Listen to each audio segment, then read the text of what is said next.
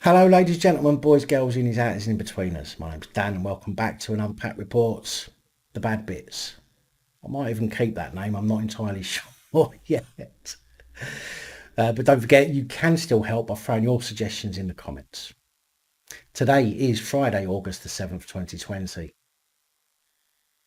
On the 10th of July, we mentioned about 22-year-old PC Benjamin Hannum, probationary Metropolitan Police Constable accused of being a member of National Action, a proscribed neo-Nazi group banned in the UK since 2016 under the Terrorism Act, fraud and possession of an indecent image of a child.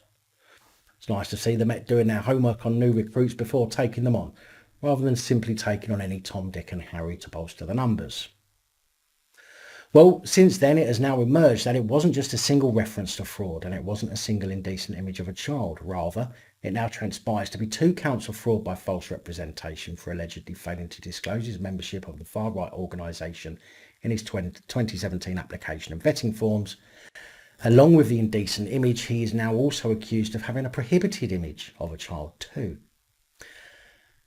Sounds like a nice guy.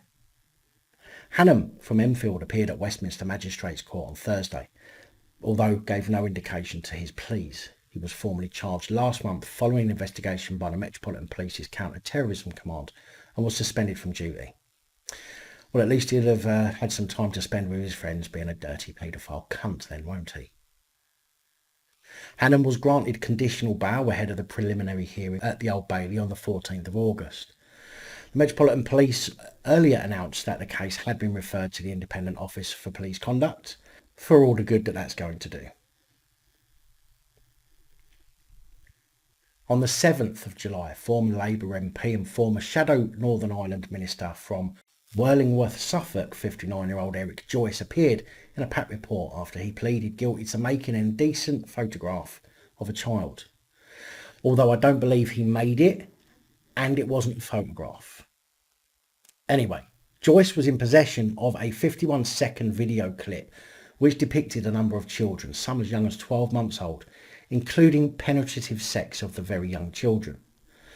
Today, Eric Joyce, although found guilty, has avoided jail at the Ipswich Crown Court, and instead Judge Mr Justice Edis gave Joyce 8 months in prison suspended for 2 years, ordered him to complete 150 hours of unpaid work.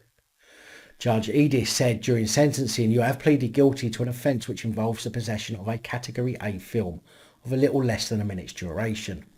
That film shows the penetrative sexual abuse of very young children.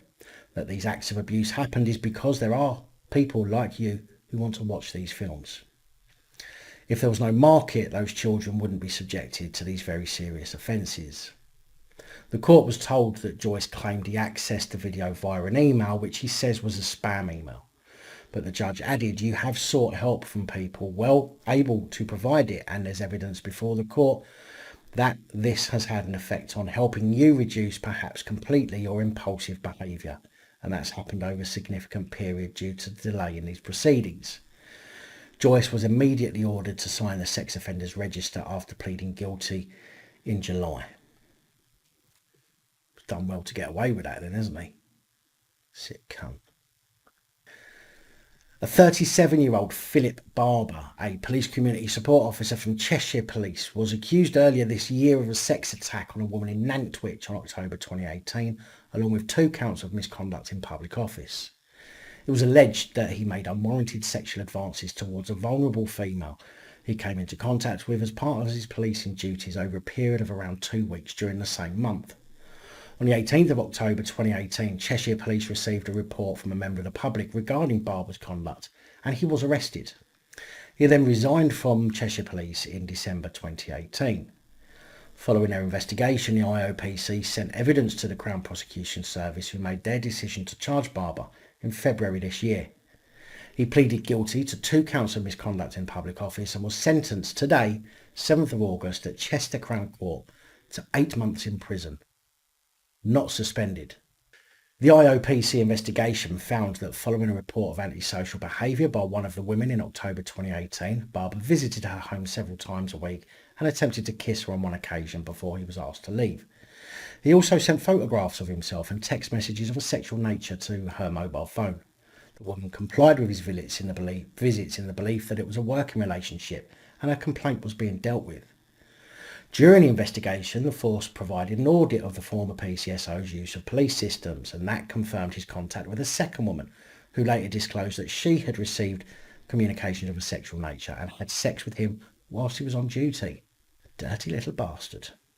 IOPC Regional Director Amanda Rowe said Philip Barber abused his position for sexual purpose on multiple occasions, which is a grievous breach of professional standards.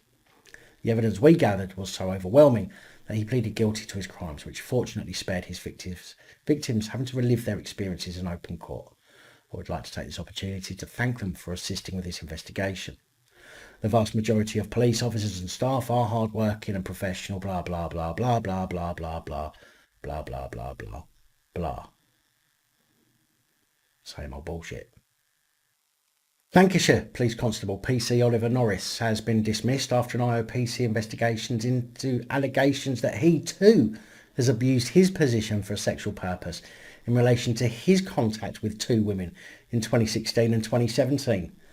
I mean, these sociopaths simply can't keep their truncheon in their pockets, can they? Fuck me. The two allegations against Norris were that he entered into an inappropriate relationship with a woman, having met her during the course of his duties between January 2016 and November 2017, and that he entered into an inappropriate relationship with a second woman, having met her during the course of his duties between September 2016 and November 2017. After the IOPC investigation, they found that Norris did have a case to answer for gross misconduct and for breaching police standards of professional behaviour. Lancashire Police Chiefs agreed and scheduled a gross misconduct hearing to take place between July 21st and 23rd. The misconduct panel found that Norris had indeed committed misconduct with regard to his contact with one of the women and gross misconduct with regard to his contact with the second woman. Regional Director of the IOPC Amanda Rowe said PC Norris breached police professional standards of behaviour not once but twice, using his role to actively engage with two women. Such behaviour is an abuse of his position for sexual purpose, has no place in policing, and the panel's decision shows that such actions will not be tolerated.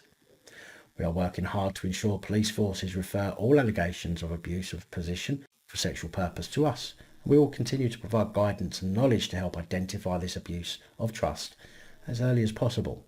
Norris was dismissed without notice.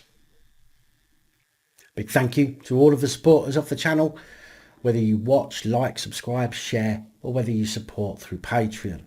Your support is obviously much appreciated. And that's all I have for you in today's too much for YouTube.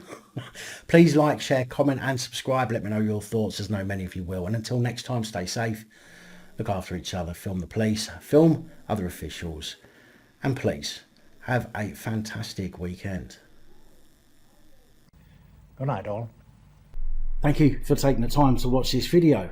If you like the content and you'd like to help support the channel, you can do so. In the description of every video there are some links to ways that you're able to help support the channel so I can continue putting out content. If you're unable to help us in that way, hit that subscribe button up the top there. If you haven't already, become a subscriber.